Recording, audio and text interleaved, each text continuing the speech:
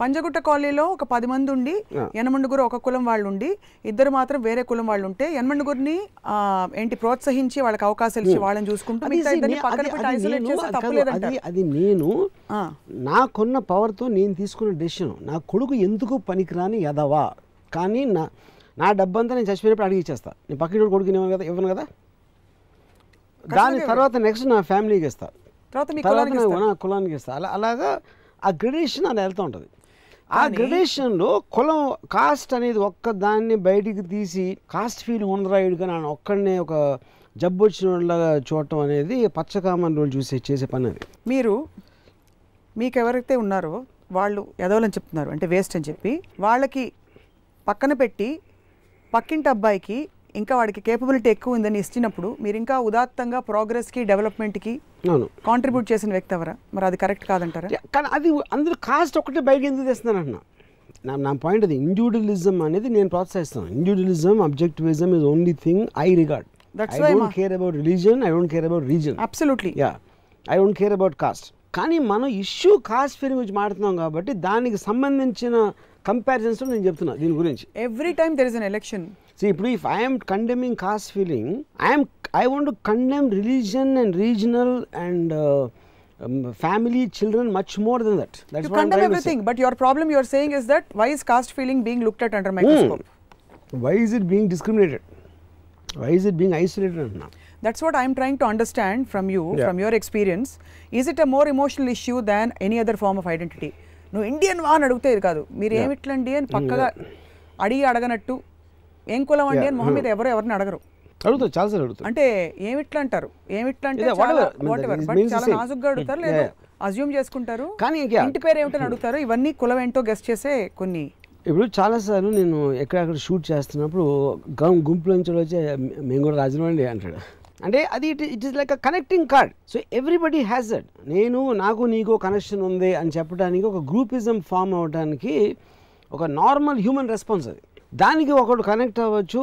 విశ్వనాథ్ గారు భుజం మీద చేస్తారేమో మరి చూసి ఆ జంతువు ఉందా లేదా అని I'm saying it as a joke. ఇంకోటి ఫీల్ అవ్వచ్చు. ఆడికి రకరకాల ఇండివిజువల్స్ రకరకాలుగా రియాక్ట్ అవుతారు. కానీ whatever the case might be, ఇప్పుడు కాస్ట్ ఫీలింగ్ ఎందుకు మంచిదని అంటున్నానంటే, ఒక ఏ సొసైటీ అన్నా కూడా ఎప్పుడైనా డెవలప్ అవ్వటానికి ఒక విధమైన సాక్రిఫైస్, ఒక విధమైన యూనిటీలో స్ట్రెంగ్త్ ఉంటుంది. కలిసి ఉంటే కలదు సుఖం అనే ఒక చిన్న ఆ కాన్సెప్ట్లో, లేకపోతే కలిసి ఉంటే బలం పెరుగుతుంది అనే ఒక యూనిటీ లైస్ స్ట్రెంగ్త్ అనే ఒక ఫేమస్ ఫ్రేజ్ ఉంది. దాంట్లో you will start gathering people who are nearest. దాంట్లో ఒకడు ఇంటలెక్చువల్స్ని గ్యాదర్ చేయొచ్చు, ఒకడు అందరూ డబ్బున్న వాళ్ళు గ్యాదర్ చేయొచ్చు, ఒకడెవడో ఒక రెబెల్ లీడరు కత్తులు పట్టుకుని అందరూ అలాంటి పవర్ ఉన్నవాడు ఇంకోటి గ్యాదర్ చేస్తాడు. ఇంకోటి అందరికీ రక్తదానాలు ఇస్తాను అని చెప్పేసి రోడ్డు మీద పడి నీ రక్తం ఇవ్వండి అని వెళ్ళేవాళ్ళు వాళ్ళు గ్యాదర్ అవ్వచ్చు. అలాగే కాస్ట్ వాళ్ళు గ్యాదర్ అవ్వచ్చు. So they will be one of the hundreds of such gatherers in groups. కానీ కాస్ట్ అనేది వాటి కన్నా తక్కువ ఎఫెక్ట్ ఎందుకు ఉంటుందంటే, ఇవన్నిట్లో మీకు డైరెక్ట్ అగ్రెషన్ ఉంది. ఇది రీజనల్ సెపరేషన్ కానీ ఇది కానీ ఒక ప్రాక్టికల్ ఎఫెక్ట్ అనేది విజిబుల్గా కనిపిస్తుంది. ఇప్పుడు కాస్ట్ ఉండదు ఇంతవరకు నేను ఎప్పుడు చూడలేదు. ఇంక్లూడ్ నేను ఫిల్మ్ ఇండస్ట్రీలో ఉన్నాను.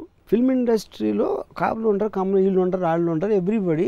Everybody is only final feeling ఈ సినిమా ఆడిందా లేదా, ఎవరికి ఎంత డబ్బు వస్తుంది, ఎవరికి ఎంత పోయింది, అది ఒక్కటే మీకు ప్రాక్టికల్ అప్లికేషన్ ఉంటుంది. కానీ ఆ కాస్ట్ కాబట్టి ఆడిని తీసుకుందాం, ఈ కాస్ట్ కాబట్టి ఇది చేద్దాం అనేది నేను ఎంతవరకు వినలేదు అసలు.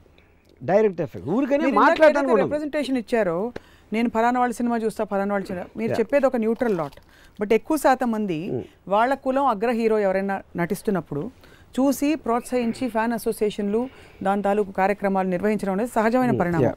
ఇది స్పిల్ ఓవర్ అయ్యి రాజకీయాల్లో కూడా ఈరోజు ఏ ఎలక్షన్ వచ్చినా కూడా కులం ప్రాతిపదికన ఎంత ఓట్లు ఎంత శాతం పడతాయనే చర్చలు టీవీ ఛానల్స్లో జరుగుతున్నాయి. అది theories. I don't believe that they have practical. ఇప్పుడు నితిన్ రెడ్డి తెలంగాణ స్టేట్ విడిపోయిన తర్వాత తెలంగాణ హీరో. అప్పుడు తెలంగాణలో అందరికీ రీజనల్ ఫీలింగ్ అంత స్ట్రాంగ్గా ఉండి ఆంధ్ర వాళ్ళు ఇది అది అంత గొడవ చేసి నితిన్ పవన్ కళ్యాణ్ మహేష్ బాబు గారిని పెద్ద స్టార్ అవ్వాలిగా తెలంగాణలో అయ్యాడా? ఎందుకంటే దానికి ప్రాక్టికల్ ఎఫెక్ట్ ఉండదు. అది కేవలం మాట్లాడుకోవటానికి గాసిప్ చేయటానికి ఉంటుంది. కానీ ఎప్పుడు it won't spill it beyond that aspect. అప్పుడు కాపులు కాబట్టి కాపు నుంచి కాబట్టి అందరూ వేసేస్తారు, లేకపోతే కమ్మలు ఉన్నారు కాబట్టి ఐ డోంట్ బిలీవ్ దట్ అంటే అది యాక్చువల్లీ ఎక్కడ మేనిఫెస్ట్ అవుతుందంటే దాని వైపరీత్యం ఒక పవర్ స్ట్రగుల్ వచ్చినప్పుడు దాని దుష్పరిణామాలు లేకపోతే దాని ill effects whatever it is అక్కడ వస్తుంది పవర్ స్ట్రగుల్ వచ్చినప్పుడు. రానంతకాలం సరే మీరు అన్నట్టు it's sense of belonging, identity for some అవన్నీ అవ్వచ్చు. బట్ ఆ పరిస్థితులకి దారి తీసే సిచ్యువేషన్స్ మన చుట్టూ ఉన్నప్పుడు ఏ సిచ్యువేషన్ అది నేను అడిగేది. When there is a power struggle, power struggle కూడా అది మీ థియరీలో ఉంటుంది, ప్రాక్టీస్లో ఉండదు. ఫర్ ఎగ్జాంపుల్ నేను వైజాగ్లో గాయం అనే సినిమా తీశాను, వైజాగ్ సిటీలో. అప్పుడు నేను ప్రొడ్యూసర్తో మాట్లాడినప్పుడు ఒక రెమ్యునరేషన్ ఆస్పెక్ట్లో నాకు ఒక ఏరియా తీసుకోమని చెప్పాడు. నేనేమనుకున్నాను, వైజాగ్లో తీస్తున్న సినిమా, వైజాగ్ బేస్డ్ స్టోరీ, మొత్తం యూనిట్ అంతా ఆ రోజుల్లో చాలా తక్కువ సినిమాలు తీశారు అక్కడ. వైజాగ్ని ఇంత అందంగా చూపెట్టబోతున్న గాయంలో ఇది అని అనుకుని వైజాగ్లో అన్నిటికన్నా బాగా ఆడుతుందని నేను అనుకున్నాను. మొత్తం ఆంధ్రప్రదేశ్లో అక్కడే తక్కువ ఆడింది సినిమా. ఓకే, నేను ఎగ్జాంపుల్ ఎందుకు ఇస్తున్నానంటే అర్థమైంది. థియరీ విన్నప్పుడు పర్ఫెక్ట్ అన్నారు అందరూ, నేను అనుకున్నాను, అందరూ అనుకున్నారు. సో మన ఈడు నుంచో పెడితే వీడికి ఎంత సపోర్ట్ ఉంది, వీడి కాస్ట్ ఉంది, అది ఉంది, వేసేస్తారు అనేది ఒక ఆశ. అది నిజంగా జరుగుతుందా లేదా ఎవరికి తెలియదు ఫైనల్గా దాని ఎఫెక్ట్ ఎంత ఉంటుందని. ఇప్పుడు ప్రజారాజ్యం పార్టీ పెట్టినప్పుడు కూడా ఇవన్నీ చేస్తుంటారు కదా క్యాల్కులేషన్స్. అంతమందికి దేశంలో కాపులు ఉన్నారు, వాళ్ళు ఉన్నారు, వీళ్ళు ఉన్నారు, చిరంజీవి గారి పాపులారిటీ ఉంది, సూపర్ స్టార్డము, ఇవన్నీ మీరు లెక్కలు వేసుకుంటే 100% సూపర్ డూపర్ హిట్ అయిపోలేదు. అవ్వలేదు కదా. అంటే అది ఓవరాల్ గా ఒక రిఫైన్మెంట్ సఫిస్టికేషన్ సొసైటీలో వచ్చింది. ఇవన్నీ థియరీస్, అంటే థియరీకి ప్రాక్టికల్కి ఉన్న డిఫరెన్స్ చెప్పినాను. ఇప్పుడు 4 కులాల వ్యవస్థ ఏదైతే మూలం బయలుదేరిందో, బ్రాహ్మలు, క్షత్రియులు, వైశ్యులు, శూద్రులు, ఈ 4 కులాలలో సుపీరియారిటీ కాంప్లెక్స్, ఇన్ఫీరియారిటీ కాంప్లెక్స్ వీటికి తావిచ్చే పరిస్థితులు ఉన్నాయి. కాబట్టి కులం అన్నది ఎమోషనల్ ఐడెంటిటీ అయిపోయింది కాదా అని మిమ్మల్ని అడుగుతున్నాను. 100% కాదన్న, 100%. ఇప్పుడు ప్రాక్టికల్ అప్లికేషన్ ఒకటి, ఇందాక నేను సెపరేషన్ చెప్పాను. హిందూస్ ముస్లిమ్స్ కొట్టుకుంటారు, లేకపోతే ఒక బడుగు వర్గాలు ఒక అప్పర్ కాస్ట్ మీద ఒక్కొక్కసారి ఒక ఆయుధ విప్లవం చేస్తాయి, నక్సలైట్లు అవ్వచ్చు, ఇలాంటివి అవ్వచ్చు. అలాంటిది 2 కాస్ట్లు కొట్టుకుంటామని నేను ఎప్పుడు వినలా ఆన్ సిగ్నిఫికెంట్ ఆస్పెక్ట్. ఈ మధ్య రిజిస్టర్ అయిన SC ST అట్రాసిటీస్ యాక్ట్ కింద కేసులు కేవలం పరుషంగా మాట్లాడినందుకు అది వేరు. SC ST అనేది ఎకనామిక్, అదే చెప్తున్నాను. ఎకనామికలీ చాలా మంది వెనుకబడిన తెగల వాళ్ళు, ఇంకా డబ్బున్న వాళ్ళు చాలా మంది ఉన్నారు, అది మినిస్టర్లు ఉన్నారు. SC ST అనేది it is not related to caste the way we think. మనం ఎంతసేపు ఇవాళ మాట్లాడుతుంది, ఇంక్లూడింగ్ వంగవీటి ఇష్యూలో, it is centering on the so called Kapu and Kamma.